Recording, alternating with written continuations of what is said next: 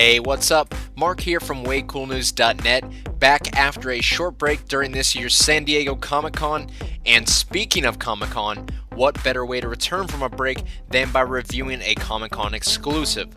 Today we're going to be taking a look at the SDCC exclusive Arkham Asylum Play Arts Kai Batman Black and White Edition. Now I have to tell you, Square Enix does also have them available on their website, so I'll put the link below the video if you're interested in that, because by the end of this video you might want to buy it, or not, or maybe you do. I get it, you're on the fence. Well then let's take a closer look, shall we?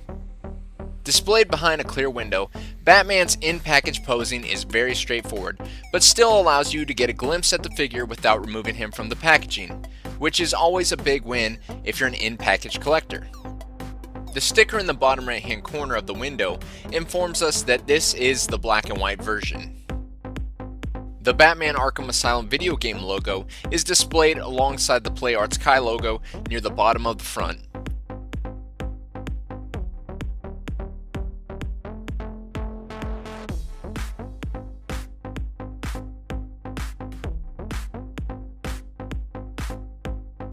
On the left side, the packaging art features an image of a smoky Gotham City. On the right side of the packaging, the regular version of Batman is seen standing in the foreground, with the ever-present Gotham City backdrop just behind him. The back of the package features several images of Batman in various poses, along with a preview image for the also available Arkham Asylum Joker figure.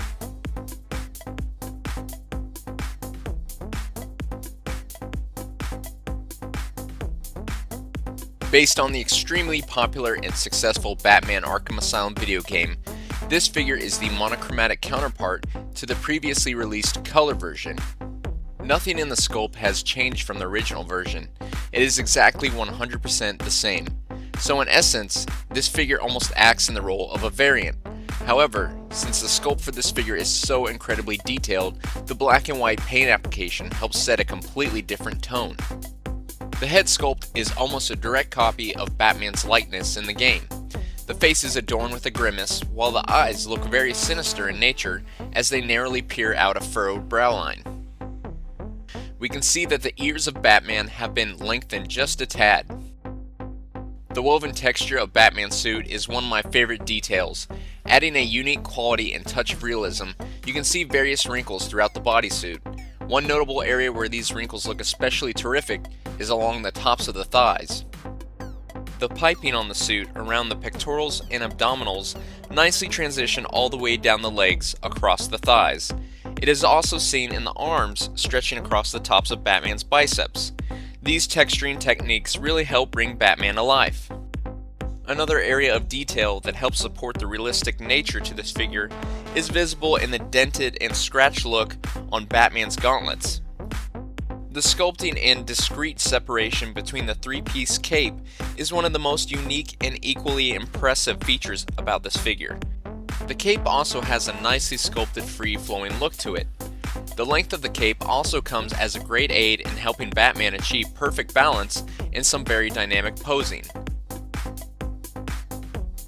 Despite the fact that the cape is made from a plastic, it still reasonably replicates the ruffled look of a fabric. On a side note, the portion of the cape that lays over the shoulders, while soft and flexible, cause a small amount of restriction when posing the arms too high above Batman's head. Batman is molded in a gray and black base with a mixture of brushed, airbrushed, dry brushed, and even washes with shades of gray, white, and black. The gauntlets, shin guards, and utility belt are shining examples of a perfectly executed color wash. It flawlessly transitions without looking blotchy, thick, or overused. The airbrushing in the body helps highlight the muscular body sculpt, while the cape and cowl stand out with a coat of dry brushing.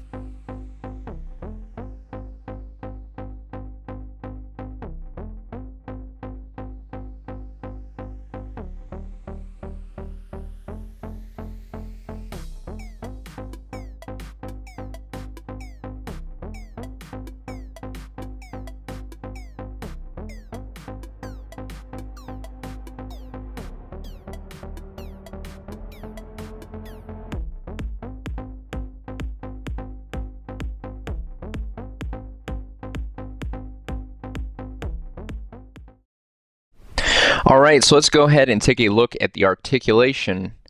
Starting near the head area, this neck has a dual ball joint, so near the top of the neck, near the head area, we can go back and forth and left to right. At the bottom of the neck, we can do the same thing, same motions, but a little bit more wider range of motion there. Now at the shoulder here, we can do an outward motion on this hinge.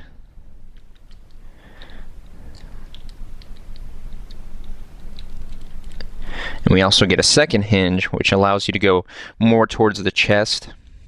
So that's very cool. You can do a full rotation. Now at the bicep here, you can do a little bit of a swivel, not much, it's a little tight. At the elbow here, we have a single jointed hinge, as well as a swivel. The wrist here has a hinge, you can go back and forth, as well as a swivel as well. And this is the peg for the interchangeable hands. Very easy to swap in and out. A little bit of pressure and there you go. Now on the back, taking a look at the cape here. Very cool and very unique. You get cape articulation. Now you get a hinge, which allows you to pose the cape in a particular way and it'll stay in place, especially with that ratchety click there. You can also swivel it as well. So very cool, very unique, and that's something that's really really up the bar here for Square Enix. Now at the torso, we can go back and forth, tilt left and right, with the ball joint in there. Top of the thigh, we can go outward, back and forth with the swivel. Now at the knee, we have a dual jointed knee with that ratchety hinged click as well. At the ankle, we get a rocker back and forth, little ankle pivot, and then a hinged joint as well. So very cool, very unique. No matter how you choose to display this figure, even as poorly as I am doing right now, he will still continue to look like a badass on your shelf. With almost no hesitation, I sincerely believe this figure is worth its price tag. At $59.99, it lives up to the hype and exceeds my expectations. At an 8-inch scale, it might not exactly fit in with the rest of your collection, but if you're willing to spend twice the cash, the black and white Joker might just be the accompanying piece to complete a nice display on one of your shelves. Be sure to check out Square Enix's website to add this figure to your collection today. For WayCoolNews.net, I'm Mark, and this has been another WayCool review.